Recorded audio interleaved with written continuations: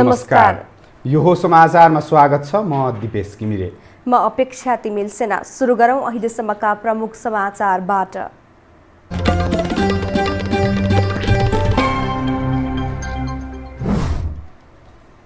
चर्को आलोचनाका बीच वामदेव गौतमले राष्ट्रिय सभा सदस्यको शपथ लिए।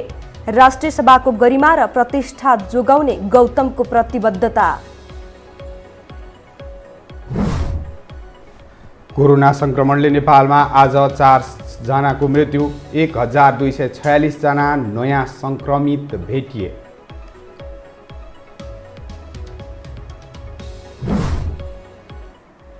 लामो दूरीका सार्वजनिक यातायात सुरु भएसँगै यात्रुहरूमा सुरक्षा दायित्व बढ्यो। हवाई यातायात सञ्चालनमा भने निजी व्यवसायीहरूको आनाकानी। सहज रूपमा पशुपति दर्शन खुलाउन सर्वसाधारणको माग। सरकारको अनुमति नआउँदासम्म खोल्न नमिल्ने कोषको भनाइ।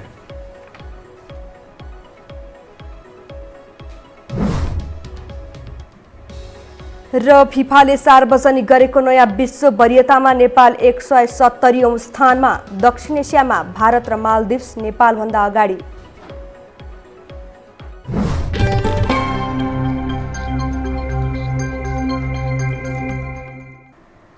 अब समाचार विस्तारमा। प्रतिनिधि सभामा प्रवेश गर्ने र प्रधानमन्त्री बन्ने चाहना पूरा हुने संकेत नदेखिएपछि अन्ततः नेपाल कम्युनिस्ट पार्टी नेकपाका उपाध्यक्ष वामदेव गौतम राष्ट्रिय सभामा प्रवेश गरेका छन्। गौतमलाई बिहिबार राष्ट्रिय सभाको सदस्यका रूपमा अध्यक्ष गणेश प्रसाद तिमिल सेनाले शपथ खुवाए। एक रिपोर्ट। धेरै आलोचना र नकारात्मक टीका टिप्पणीका बावजुद प्रतिनिधि सभा निर्वाचनमा पराजित भएका नेकपाका उपाध्यक्ष वामदेव गौतम राष्ट्रिय सभामा प्रवेश गरेका छन्। सो सभाका सदस्यका रूपमा उपाध्यक्ष गौतमले बिहिबार पद तथा गोपनीयताको शपथ लिएका छन्।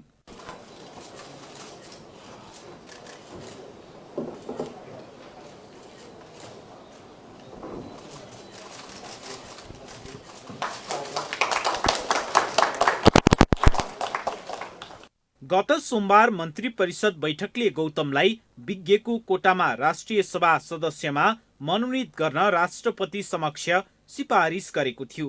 राष्ट्रपति विद्यादेवी भण्डारीबाट मनोनित भए लगत्तै गौतमले राष्ट्रिय सभाका अध्यक्ष गणेश प्रसाद तिमिल सिन्हाबाट पद तथा गोपनीयताको शपथ लिएका हुन्। शपथ ग्रहणपछि उनले राष्ट्रिय सभाको गरिमा र प्रतिष्ठालाई ध्यानमा राखेर काम गर्ने बाहेक आफ्नो अरू कुनै लक्ष्य नहुने प्रतिक्रिया दिए। नेपाल कम्युनिस्ट पार्टी नेकपाले देशमा समाजवादको संकल्प पूरा गरेको उल्लेख गर्दै उनले राष्ट्रिय सभामा आफ्नो सोही बमोजिम भूमिका रहने उल्लेख गरे। राष्ट्रिय सभाको गरिमा बढाउनको निम्ति नेपालको संविधान बमोजिम, राष्ट्रिय सभाको नियमावली बमोजिम मैले निर्वाह गर्नुपर्ने कर्तव्य निर्वाह गर्नको निम्ति आएको छु र मैले यो सभाको सदस्य रहँदासम्म कहिले पनि राष्ट्रिय सभाको गरिमा र यसको प्रतिष्ठालाई गिराउने गरी कुनै क्रियाकलाप गर्ने छैन। नेकपाको स्थायी समितिमा गौतम बाहेक सबै सांसद थिए। यो शपथ ग्रहणपछि अब गौतम पनि सांसद भएका छन् भने उनका लागि उपप्रधानमन्त्रीसम्म हुन पाउने बाटो खुल्ला भएको छ। प्रधानमन्त्री हुन पाइने गरी संविधान संशोधन गरेर मात्रै राष्ट्रिय सभामा प्रवेश गर्ने गौतमको अडानका कारण यसअघि नेकपाले उनलाई राष्ट्रिय सभामा लैजान सकेको थिएन। 2074 सालमा सम्पन्न प्रतिनिधि सभाको निर्वाचनमा गौतम बर्दिया 1बाट पराजित भएका थिए। निर्वाचनमा पराजित भए पनि वैकल्पिक बाटोबाट प्रतिनिधि सभा प्रवेश गर्ने र प्रधानमन्त्री बन्ने रहरका कारण गौतम आलोचित पनि भए। डोल्पा, कास्की र काठमाडौँबाट उपनिर्वाचन मार्फत प्रतिनिधि सभामा प्रवेश गर्ने उनले प्रयास पनि गरे। जनदबावपछि पछि हटेका गौतम अन्ततः राष्ट्रिय सभाकै भए पनि सांसद बनेका छन्।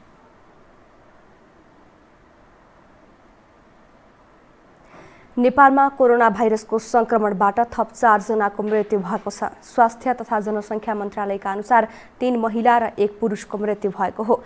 आज मोरङमा 64 वर्षीय, चितवनमा 36 वर्षीय र कैलालीमा 57 वर्षीय महिलाको मृत्यु भएको छ। त्यसैगरी काठमाडौँमा 87 वर्षीय पुरुषको मृत्यु भएको हो। यो सँगै आजसम्म मृत्यु हुनेको संख्या 383 पुगेको छ। मन्त्रालयका प्रवक्ता डाक्टर जागेश्वर गौतमका अनुसार 1246 जनामा कोरोना संक्रमण पुष्टि भएको हो। 10,641 PCR परीक्षण भएकोमा आज 428 महिला र 818 जना पुरुषमा संक्रमण देखिएको हो। काठमाडौँमा 507, ललितपुरमा 61 र भक्तपुरमा 50 जना गरी काठमाडौँ उपत्यकामा 618 जनामा संक्रमण पुष्टि भएको छ। आजसम्म संक्रमितको संख्या 59,573 पुगेको छ। 500 जनाभन्दा बढी सक्रिय संक्रमित रहेको जिल्लाहरूमा मोरङ, सिराहा, सुनसरी, मकवानपुर, काठमाडौँ, चितवन, भक्तपुर र रूपन्देही रहेका छन् भने आज देशभरि सक्रिय संक्रमितको संख्या 16,241 पुगेको छ। देशभरि संस्थागत आइसोलेसनमा 7,903 जना संक्रमित उपचाररत रहेका छन्। होम आइसोलेसनमा 8,338 जना रहेका छन्। हाल आइसियुमा 183 र भेन्टिलेटरमा 39 जना संक्रमित उपचाररत छन्। पछिल्लो 24 घण्टामा 1243 जना संक्रमित निको भई घर फर्किएका छन्।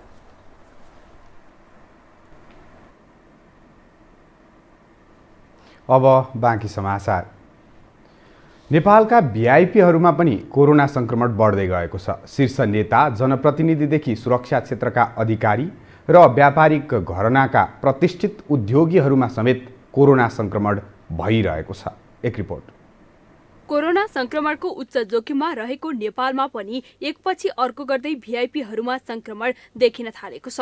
भिआइपीका सुरक्षाकर्मी र सहयोगीहरूमा संक्रमण देखिँदै जाँदा नाम चलेका डाक्टरदेखि नेता, सांसद र पूर्व मन्त्रीहरूमा संक्रमण देखिएको छ। प्रदेश 2 का आन्तरिक मामिला मन्त्री ज्ञानेन्द्र यादवबाट सुरु भएको संक्रमणले काठमाडौँ महानगरका मेयर विद्यासुन्दर साक्य, अर्बपति विनोद चौधरी र हाल नेपाली कांग्रेसका महामन्त्री शशाङ्क कोइराला समेत संक्रमित भएका छन्। कोरोनालाई जितेर अस्पतालबाटै छिट्टै डिस्चार्ज हुने कोइरालाको विश्वास छ। कोभिड-19 बाट प्रभावित भएको व्यक्ति आज म ओम नर्सिङ होममा आइसोलेसनमा छु। तपाईहरुले चिन्ता गर्नु पर्दैन। म 2-3 दिन अझै यहाँ बसेर म डिस्चार्ज हुन्छु। विशेष गरी तराई क्षेत्रमा उच्च जोखिम देखिएका बेला वीरगञ्ज महानगरपालिकाका मेयर विजय सरावगीमा कोरोना संक्रमण पुष्टि भएको थियो। त्यसैगरी जसपाका सांसद प्रदीप यादव, प्रदेश 1 का सामाजिक विकास मन्त्री जीवन घिमिरे, वरिष्ठ चिकित्सक भोला रिजाल दम्पतिमा पनि कोरोना पुष्टि भएको छ। बागमती प्रदेशकी उपसभामुख राधिका तामाङ, प्रदेश प्रमुखको कार्यालयमा कार्यरत सचिव मधुसूदन बुर्लाकोटी र कर्णाली प्रदेश सभामा प्रमुख प्रतिपक्षी दलका नेता जीवन बहादुर शाहीलाई पनि कोरोना भयो। अधिकांश भिआइपी कोरोना संक्रमणबाट मुक्त भइसकेका छन्। कोरोनाको जोखिमबाट मुक्त भएका भिआइपीहरू सजग रहन र नडराउन सर्वसाधारणमा अपील गर्छन्। कि कोरोनासँग डराउने होइन। कोरोना अहिलेको एउटा रियालिटी हो यो विश्वको। कुनै न कुनै रूपले योसँग आजको सारा विश्व जुझिरहेको छ। अझै पनि ठेकान छैन कोरोनाको रियल भ्याक्सिन, फाइनल अन्तिम उपचार कहिले आउने हो। आफूलाई कोरोनाको नजिक जान नदिन वा कोरोना यदि लक्षणविहीन कोरोना लागि नै सके भने पनि त्यसलाई अझ बढ्न नदिनका लागि गर्नुपर्ने सम्पूर्ण प्रयासहरू त गर्नु नै पर्यो। कोरोना संक्रमण बढ़िरहेका बेला सरकारले अपवाद बाहेक सबै क्षेत्र खुल्ला गरेर स्वास्थ्य सुरक्षाको जिम्मा सर्वसाधारणको पोल्टामा दिएको छ। जनस्वास्थ्य विज्ञहरूले स्थिति भयावह हुने औल्याउँदै विशेष सतर्कता अपनाउन आग्रह गर्दै आएका छन्। यस्तो अवस्थामा सरकार सचेत र नागरिक जिम्मेवार बन्न जरुरी छ। यो टेलिभिजनका लागि कान्ति नेउपानेको रिपोर्ट। नेपाल कम्युनिस्ट पार्टी नेकपाको आन्तरिक विवाद मिलेको बताइए पनि नेताहरूको असन्तुष्टि भने रोकिएको छैन। वरिष्ठ नेता माधव नेपालले समेत दिनहुँ मिडिया मार्फत असन्तुष्टि पोखिरहेका छन्। स्थायी समिति बैठकमा 17 बुँदे असहमति राखेका नेपाल आफ्नो प्रस्तावको औचित्य पुष्टि गर्न लागि परेका छन्। एक रिपोर्ट। केही समय अघिसम्म सञ्चार माध्यममा अन्तर्वार्ता दिन नमानेका नेकपाका वरिष्ठ नेता माधव नेपाल अहिले भने दिनहुँ कुनै न कुनै सञ्चार माध्यममा आफ्नो कुण्ठा पोख्न थालेका छन्। करिब 2.5 महिनासम्म चलेको नेकपा विवाद गत हप्ता समाधानतर्फ अघि बढ्दा पनि आफूले भनेका विषय कुनै कार्यान्वयन नभएपछि उनले सञ्चार माध्यमबाट असन्तुष्टि पोखिरहेका हुन्। पार्टीभित्र चलेको बहस समाधान भएको बताए पनि अझै सुधारका पक्ष धेरै रहेको भन्दै आफूले 17 बुँदे सुझाव पेश गरेको उनी दावी गर्छन्। 17 बुँदा भनौँ या 61 बुँदा भनौँ, त्यसलाई पनि मैले प्रस्तुत गरेको छु, जसले गर्दाखेरि केही कुराहरूमा ध्यान जान सकोस् र अरू पनि पार्टीका कमरेडहरूले, केन्द्रीय स्थायी कमिटीका सदस्यहरूले लिखित रूपमा आफ्ना कुराहरू, सुझावहरू या मौखिक रूपमा आफ्ना सुझावहरू राख्नु भएको छ। ती सबै चिजलाई त्यसै गरी सचिवालयका सदस्य कमरेडले पनि राख्नु भएको छ। त्यो सबै चिजहरूलाई ध्यानमा राखेर पार्टी अवश्य पनि अगाडि बढ्नुपर्छ। त्यसो त गत शुक्रबार बसेको नेकपाको स्थायी कमिटी बैठकले पार्टीलाई सुस्त ढंगले चलाउन भन्दै अध्यक्ष केपी ओलीलाई सरकार र अर्का अध्यक्ष पुष्पकमल दाहाललाई पार्टीको जिम्मेवारी दिएको छ। त्यसैगरी प्रतिनिधि सभामा चुनाव हारेका उपाध्यक्ष वामदेव गौतम र प्रवक्ता नारायण काजी श्रेष्ठलाई पनि नेकपाले राष्ट्रिय सभा सदस्य बनाइसकेको छ। सचिवालयको जिम्मेवारीमा रहने सबै नेताहरूको व्यवस्थापन भइसक्दा समेत एक पद एक जिम्मेवारीको विषय लागू गराउन नसकेका नेता नेपालको असन्तुष्टि पदको लागि भएको टिप्पणी पनि हुने गरेको छ। नेकपाका नेताहरूले पार्टीभित्रको विवाद मिलेको बताए पनि विज्ञहरू भने नेताहरू एक भएकोमा आशंका व्यक्त गर्छन्। बल्ल बल्ल त्यो विवाद समाधान भयो भनिया थियो, तर समाधान हुँदा हुँदै पनि के भयो भने समाधान भयो भन्दै पनि वास्तवमा त्यसको सिटिङ एरेन्जमेन्टदेखि लिएर त्यसको बसाइको प्रबन्धदेखि लिएर र त्यसको कार्यपद्धतिलाई लिएर पनि विवादहरू रहिरहे, कार्यप्रणाली र कार्यपद्धतिलाई लिएर पनि विवादहरू भइरह्यो। त्यसमा मैले मुख्य हेर्दाखेरि चाहिँ व्यक्तित्व व्यवस्थापनकै समस्या हो। आफू निकट नेताहरूले पदीय जिम्मेवारी नपाएर असन्तुष्ट देखिएका नेता नेपाल पार्टी व्यवस्थित नभएको भन्दै दिनहुँ असन्तुष्टि पोख्न थालेका छन्। अध्यक्षको समायोजन गर्दा वरिष्ठ नेता रिसाउने र वरिष्ठ नेताको समायोजनमा अरूको असन्तुष्टि बढ्ने प्रवृत्तिका कारण नेकपा भित्रको विवाद बल्झिरहने गरेको छ। यो हो टेलिभिजनका लागि कान्ति नेउपानेको रिपोर्ट।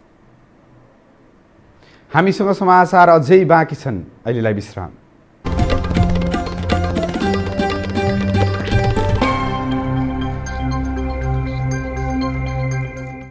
विश्रामपछि स्वागत छ। अब बाँकी समाचार।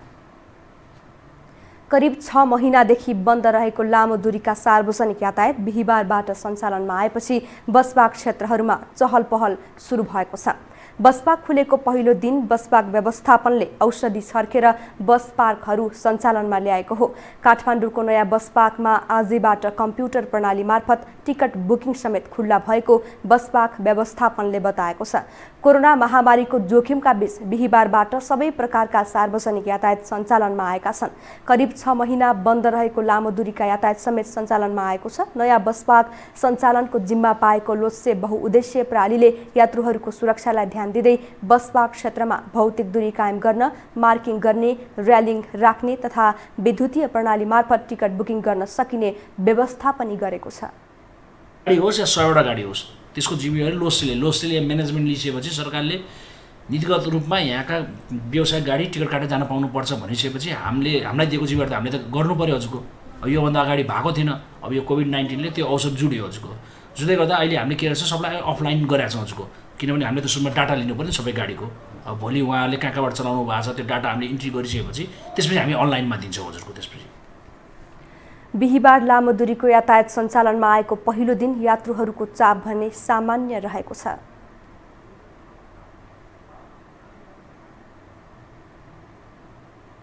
काठमाडौँ उपत्यकामा भिडभाड हुने क्षेत्र बाहेकमा लगाइएको निषेधाज्ञा हटाइएको छ। सबै व्यापार व्यवसाय र लामो तथा मध्यम दूरीको सवारी साधन सञ्चालन गर्न दिएसँगै चहल पहल बढ्न थालेको छ। जनस्वास्थ्य विज्ञहरू सार्वजनिक यातायात बजार सबै खुला गर्दा संक्रमणको जोखिम बढ्ने बताउँछ एक रिपोर्ट। एकजना सक्रिय संक्रमित भेटिँदा देशव्यापी लकडाउन गरेको सरकारले दैनिक 1000 भन्दा बढी संक्रमित थपिँदा भने अपवाद बाहेक सबै क्षेत्र खुल्ला गरेको छ। गत चैत 11 गतेदेखि बन्द रहेका लामो तथा मध्यम दूरीका यातायातका साधन पनि सरकारले बिहिबारबाट सञ्चालन गर्न दिएको छ। न्यून संक्रमण भएको बेला देशव्यापी लकडाउन गरेको सरकारले संक्रमण बढ्दा किन खुला गर्यो भन्ने प्रश्न उब्जिएको छ। काठमाडौँ उपत्यका संक्रमणको उच्च जोखिममा छ। यही बेला लामो दूरीको यातायात सञ्चालन गर्दा काठमाडौँको जोखिम गाउँ गाउँसम्म फैलिने निश्चित छ। काठमाडौँ उपत्यका संक्रमणको उच्च जोखिममा रहेको बताउँदै जनस्वास्थ्यविदहरू सचेत गराउँदै आएका छन्। अब मान्छेहरू घर घरमा थिए, घर घरमा भएका मान्छेहरू जब लकडाउनको अन्त्य भनेर सरकारले भनेको छ, त्यो भन्ने बित्तिकै सबै मान्छेहरू आफ्नो पेसामा आफ्नो काममा फर्किन्छन्। फर्किसकेपछि सहर बजार भिडभाड हुन्छ। अब लामो दूरी यात्रा चल्छन्, त्यहाँ पनि मिक्स कम्युनिटीको चाहिँ भेटघाट भइरहन्छ। त्यसले गर्दाखेरि के हुन्छ भने सङ्क्रमितको सङ्ख्या बढ्छ। निषेधाज्ञा खुकुलो भएपछि उपत्यकामा चहल पहल ह्वात्तै बढेको छ। झट्ट हेर्दा लाग्छ देशमा कोरोनाको कुनै जोखिम छैन। तथ्यले भने कोरोना संक्रमण उच्च गतिमा बढिरहेको देखाएको छ। सरकारले सचेत रहन आग्रह गर्नु बाहेक जनस्वास्थ्यको क्षेत्रमा उल्लेख्य काम गर्न सकेको छैन। कोरोना रोकथामका मुख्य 3 उपायहरू दूरी कायम गर्ने, अनिवार्य मास्क लगाउने र हात साबुन पानीले धुने वा सेनिटाइजरको प्रयोग गर्ने गरौँ। हामी कोही पनि कोरोना संक्रमणको कारण नबनौँ। सरकारले केही क्षेत्र बाहेक अधिकांश क्षेत्रको निषेधाज्ञा हटाएर सुरक्षित रहनुपर्ने दायित्व नागरिकहरूको काँधमा थुपारिदिएको छ। यस्तो अवस्थामा नागरिक आफै सचेत नहुने हो भने स्थिति भयावह हुन सक्छ। आफू बचाउँ र अरूलाई बचाउँ मूल मन्त्रका साथ नागरिक सचेत र जिम्मेवार हुन आवश्यक छ। यो हो टेलिभिजनका लागि लीलामाया ठटाल, काठमाडौँ। निजी क्षेत्रको वायु सेवा छाता संगठन वायु सेवा सञ्चालक सङ्घ नेपालले 50% यात्रु बोकेर उडान गर्न दिने सरकारको निर्णय व्यावहारिक नभएको बताएको छ। एओएनले एयरक्राफ्टमा 50% मात्रै यात्रु राख्ने र 50% भाडादर बढाउने सरकारको निर्णय व्यावहारिक नभएको बताएको हो। एओएनका अध्यक्ष क्याप्टेन रामेश्वर थापाले एयरक्राफ्टमा पूर्ण क्षमतामा यात्रु राखी पुरानै भाडादरमा सञ्चालन गर्न दिए मात्रै आफूहरूले उडान सुचारू गर्न सक्ने बताउनु भयो। उहाँले 50% यात्रु बोक्नै पर्ने भए सरकारले सहुलियत प्रदान गर्नुपर्ने बताउनु भयो। एयरलाइन्स घाटामा गए पनि भाडादर नबढाइकन उडान गर्न आफूहरू सक्षम रहेको पनि थापाले प्रश्न पार्नुभयो। 60% यात्रु बोकेपछि मात्रै एयरलाइन्सको लागत उठ्ने र 75% यात्रु बोक्न पाए केही नाफा हुन सक्ने भएकाले सरकारले पूर्ण क्षमतामा एयरलाइन्स सञ्चालन गर्न दिनुपर्ने थापाको भनाइ छ।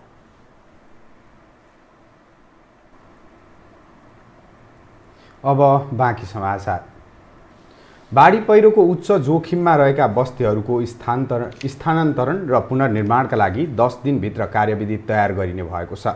प्रधानमन्त्री निवास बालुवाटारमा आज बसेको विपद व्यवस्थापन परिषदको बैठकले बाढी पहिरोले क्षति गरेका र उच्च जोखिममा रहेका बस्तीहरूको पुनर्स्थापना गर्न कार्यविधि बनाउने निर्णय गरेको हो। उच्च जोखिममा रहेका बस्तीहरू स्थानान्तरण गर्ने विषयमा आज छलफल भएको राष्ट्रिय विपद जोखिम न्यूनीकरण तथा व्यवस्थापन प्राधिकरणका कार्यकारी प्रमुख अनिल पोखरेलले बताउनु भयो। भूकम्पपछिको पुनर्निर्माणको अनुभवलाई आधार मान्दै बस्ती व्यवस्थापनका लागि आर्थिक स्रोत जुटाउने दिगो कसरी बनाउने भन्ने विषयमा छलफल भएको उहाँले बताउनु भयो। प्रधानमन्त्री केपी शर्मा ओलीको अध्यक्षतामा भएको बैठकमा गृहमन्त्री रामबहादुर थापा, सङ्घीय मामिला तथा सामान्य प्रशासन मन्त्री हृदेश त्रिपाठी, शहरी विकास मन्त्री वसन्त नेङमाङ र स्वास्थ्य तथा जनसङ्ख्या मन्त्री भानुभक्त ढकाल लगायत 3वटै सुरक्षा निकायका प्रमुखहरूको सहभागिता रहेको थियो। कोरोना संक्रमण रोकथाम तथा नियन्त्रणका लागि लकडाउन र निषेधाज्ञा जारी गरेको सरकारले पछिल्लो समय अधिकांश क्षेत्र खुल्ला गरेको छ। धार्मिक क्षेत्र, शैक्षिक संस्थासहित बढी भिडभाड हुने क्षेत्र भने अझै निषेधाज्ञा लगाइएको छ। सुरक्षा मापदण्ड अपनाएर मन्दिर खुला गर्नुपर्ने आवाज पनि सशक्त रूपमा उठ्न थालेको छ। एक रिपोर्ट। सरकारले गत वर्षको चैत 11 गते लकडाउन घोषणा गरेसँगै बन्द रहेका मन्दिर अझै खुल्ला गरिएको छैन, जबकि व्यापार व्यवसायदेखि सार्वजनिक यातायातसम्म खुल्ला भइसकेका छन्। बढी भिड हुने ठाउँमा जोखिम हुने भन्दै सरकारले सञ्चालनको अनुमति दिएको छैन, तर मन्दिर खोल्नुपर्ने माग आम सर्वसाधारणले उठाइरहेका छन्। मूल भट्टाले गर्ने नित्य पूजा नियमित रूपमा भइरहेको छ। स्वास्थ्य मापदण्ड अपनाएर सर्वसाधारणका लागि पनि मन्दिर खुल्ला गरिनुपर्ने तर्क गर्दै दबावमूलक अभियान समेत सञ्चालन हुन थालेका छन्। प्राय सबै क्षेत्र खुल्ला भएको अवस्थामा मन्दिर मात्र बन्द गरेर कोरोना जोखिम कम नहुने सर्वसाधारण बताउँछन्। मन्दिर आस्थावान चिज हो। आस्थाले गर्दाखेरि सबै हामीलाई विश्वास छ कि रोग व्यथा आदि इत्यादि भगवान् देवताहरूले सबैले हरण गरिदिन्छन् भन्ने आश छ, विश्वास छ। त्यसले गर्दाखेरि पशुपतिनाथ पनि खोल्नुपर्छ, सबै मन्दिरहरू खोल्नुपर्छ। मन्दिर बन्द गरेर कहिले पनि हट्दैन कोरोना सङ्क्रमण त। यता त मन्दिरमा त यो अलिकति समुदाय मान्छे हल्का नछुने भन्छन्, नछोएर पूजा पाठ ध्यान होम तप जप भगवानको चाहिँ एकदमै अहिले चाहिँ यो कोरोनाको बेलामा चाहिँ अति नै बढी गर्नुपर्ने। पशुपति क्षेत्र विकास कोषले भने कोरोनाको जोखिम कायमै रहेको अवस्थामा मन्दिर खुल्ला गर्न नसकिने बताउँछ। सरकारले जोखिम विश्लेषण गरिरहेको र निर्देशन दिने बित्तिकै स्वास्थ्य मापदण्ड अपनाएर मन्दिर खुल्ला गर्ने कोषको भनाइ छ। सरकारको निर्देशन प्राप्त हुनासाथ हामीले स्वास्थ्य मापदण्डहरू तयार गरिसकेका छौँ, अपनाउने कोसिस गर्छौँ। त्यसमा आउने भक्तहरू पनि अनुशासित बन्नुपर्ने अवस्था रहेको छ र आउने भक्तहरू समेत अनुशासित बनिदिनु भयो भने स्वास्थ्य मापदण्ड अपनाएर दर्शन गराउनको लागि कुनै कठिन रहेको छैन। काठमाडौँ उपत्यकामा निषेधाज्ञा खुकुलो भए पनि भिडभाड हुने क्षेत्रमा लगाइएको रोक हटाइएको छैन। जनस्वास्थ्यविदहरूले थप सचेत हुनुपर्ने ओइलाइरहेको बेला स्वास्थ्य सुरक्षामा विशेष ध्यान दिन जरुरी छ। लामो समय लकडाउन र निषेधाज्ञाका कारण विभिन्न मन्दिरहरू बन्द रहिरहेका छन्। सरकारले विभिन्न सार्वजनिक यातायातदेखि हरेक कुरालाई खुकुलो बनाइसकेको छ। तर मन्दिर भने नखुलाएको भन्दै सर्वसाधारण भने तत्कालै मन्दिर खोल्न आग्रह गरिरहेका छन्। यो हो टेलिभिजनका लागि क्यामेरामा सिरज श्रेष्ठका साथमा लीलामाया ठटाल, पाशुपात, काठमाडौँ। भाडा तिर्न नसकेको भन्दै प्रहरीका सही समेत रहेका घरबेटीबाट कुटपिट गरिएका राजधानीको जोरपाटी बस्ने विक्रम तामाङलाई सद्भाव नेपालले रोजगारीको प्रबन्ध गरेको छ। कोरोना महामारीको बेला पनि घरबेटीको चपेटामा परेका सिन्धुपाल्चोक घर भई हाल राजधानीको जोरपाटीमा डेरा गरी बस्ने विक्रम तामाङलाई काठमाडौँको चन्द्रागिरी नगरपालिका स्थित सद्भाव नेपालले सहयोग गरेको हो। उनलाई सद्भावले 11,500 रुपियाँ नगद 3 महिनासम्म निशुल्क कोठा व्यवस्था सहित मासिक 24,000 रुपियाँसम्म आम्दानी हुने रोजगारीको व्यवस्था मिलाइदिएको छ। 3 महिनापछि विक्रमले चलि आए अनुसार डेरा भाडा तिर्नुपर्ने पनि बताइएको छ।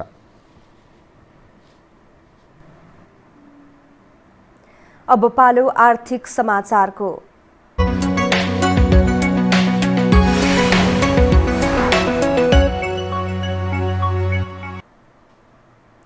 काठमाडौँ महानगरपालिकाले विद्युतीय प्रणाली मार्फत राजस्व निर्धारण तथा सङ्कलन गर्ने कामको सुरुवात गरेको छ। महानगरपालिकाले आज वडा नम्बर 26 लगायत 10 वटा वडाहरूबाट सेवा सुचारू गरेको हो। महानगरपालिकाको 7औं नगरसभाको निर्णय अनुसार विभिन्न 10 वटा वडाबाट सेवा सुरु भएको महानगरपालिकाका प्रमुख प्रशासकीय अधिकृत एकनारायण अर्यालले बताउनुभयो। सेवाग्राहीहरूले समयमा कर तिर्न नपाइएको, सेवा समयमा नपाइएको गुनासो गरेर महानगरलाई गुनासो आउने भएकाले अब सबैले आफ्नो घरबाट कर तिर्न सक्ने व्यवस्थाको सुरुवात भएको उहाँको भनाइ छ। वडा नम्बर 26 का वडाध्यक्ष ख्यामराज तिवारीले संघीय राजधानीमा रहेको स्थानीय तहले सुरु गरेको रचनात्मक कामले स्थानीय तहलाई सेवा सुरु गर्न सहज हुने बताउनुभयो। कागजी कामले विभिन्न समस्या हुने गरेकोमा अब त्यस्तो अवस्थाको अन्त्य हुने उहाँको विश्वास छ। अनलाइन माध्यमबाट कर निर्धारण र सङ्कलन गर्न सकिने भए पनि दैनिक कति राजस्व सङ्कलन भयो भन्ने थाहा पाउन सकिनेछ। यसबाट कुन क्षेत्रमा के कति कर उठाउन बाँकी छ भन्ने तथ्याङ्क पनि आउने भएकाले काम गर्न सहज हुने विश्वास महानगरपालिकाले लिएको छ। हामीसँग अन्तर्राष्ट्रिय र खेल समाचार अझै बाँकी छन्, अहिलेलाई विश्राम।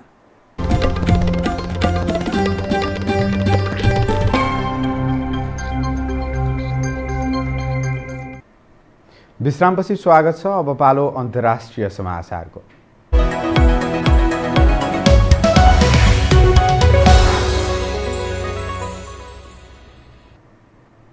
विश्वभर कोरोना संक्रमितको संख्या 3 करोड नागेको छ। आज अपराह्नसम्म कोरोना संक्रमितको संख्या 3 करोड 86 हजार नागेको हो।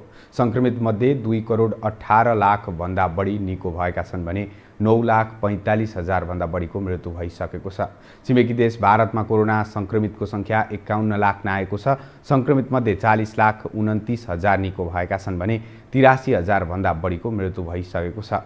पछिल्लो 24 घण्टामा मात्रै भारतमा 97 हजार भन्दा बढी संक्रमित थपिँदा 1139 जनाको मृत्यु भएको छ।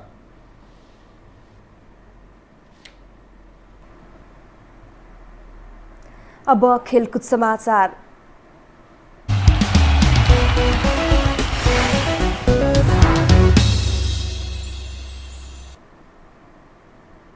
विश्व फुटबलको सर्वोच्च निकाय फिफाको वरियतामा नेपाल यथावत रहन सफल भएको छ। फिफाले बिहिबार निकालेको नयाँ वरियतामा नेपाल 170औं स्थानमा रहेको छ। गत महिना नेपाल 170औं स्थानमै रहेको थियो। नेपाल दक्षिण एसियाली राष्ट्रकोमा तेस्रो स्थानमा रहेको छ। नेपालभन्दा अघि भारत र मालदिप्स रहेका छन्। एक स्थान घटेको भारत 109औं स्थानमा रहेको छ। त्यसैगरी मालदिप्स 155औं स्थानमा छ। नेपालभन्दा तल भुटान, बङ्गलादेश, श्रीलङ्का र पाकिस्तान रहेका छन्। नयाँ वरियताको शीर्ष स्थानमा भने बेल्जियम यथावतमा छ। यस्तै फ्रान्स दोस्रो, तेस्रोमा ब्राजिल, चौथोमा इङ्ग्ल्यान्ड र 5औं स्थानमा पोर्चुगल रहेका छन्। पोर्चुगल भने 2 स्थान उक्लिएर 5औं स्थानमा पुगेको हो। 1 स्थान झरेको उरुग्वे 6औं, स्पेन 7औं, क्रोएसिया 8औं, अर्जेन्टिना 9औं र कोलम्बिया 10औं स्थानमा रहेका छन्। खेल समाचारसँगै हामी यो समाचारको अन्त्यमा आइपुगेका छौँ। बिदा हुनु अघि प्रमुख समाचार पुनः एकपटक।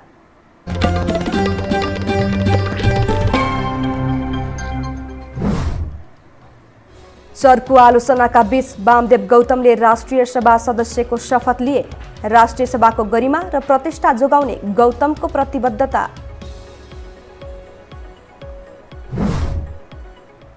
कोरोना संक्रमणले नेपालमा आज 4 जनाको मृत्यु, 1246 जनामा नयाँ संक्रमण पुष्टि।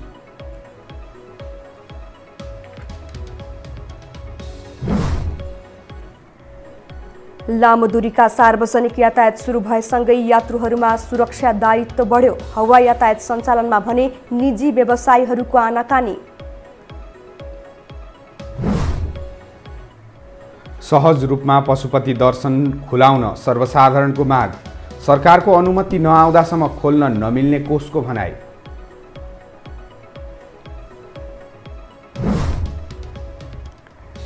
र फिफाले सार्वजनिक गरेको नयाँ विश्व वरियतामा नेपाल 170औं स्थानमा।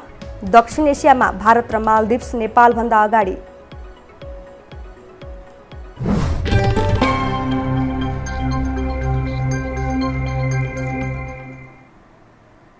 हवस् त यो समाचार सकियो। समाचार बुलेटिनका साथै यो टेलिभिजनका सम्पूर्ण कार्यक्रम यो टेलिभिजन.com, यो खबर.com, युट्युब र फेसबुकमा पनि पढ्न र हेर्न सक्नुहुनेछ। मोबाइलमा यो टिभी एप डाउनलोड गरी हामीलाई प्रत्यक्ष हेर्न सक्नुहुनेछ। तथ्यसहितको निष्पक्ष समाचारका लागि यो टेलिभिजन हेर्दै गर्नुहोला। नमस्कार।